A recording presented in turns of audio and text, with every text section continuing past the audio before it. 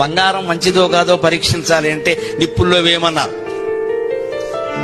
భార్య ఎలాంటిదో తెలుసుకోవాలంటే దరిద్ర స్థితిలో ఉన్నప్పుడు ఎలా ఉందో గమనించమన్నారు. ఐశ్వర్యం ఉన్నప్పుడు అందరూ బాగా.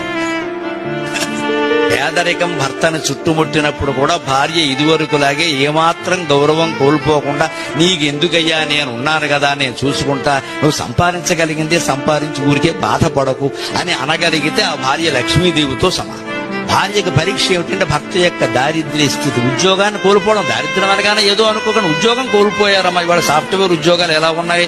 ఈ స్థితిలో ఎవరండి? భార్యకే అలా జరగచ్చు. భర్త ఏమిటయ్యా కష్టపడ్డ ఊరికే ఇంతకాలం ఇంట్లో ఉండు, నేను చూసుకుంటా, నా సంపాదన ఉంది కదా, నేను చూసుకుంటాను, ఇంట్లో ఉండు, రెస్ట్ తీసుకో అని భార్యనంటే ఆ భార్యకి ఎంత ఆనందంగా ఉంటుందండి. అది సంపాదిస్తే కానీ తప్పదు, సంపాదిస్తే కానీ తప్ప ఇంకాస్త ఒత్తిడి పెంచుకుంటావా?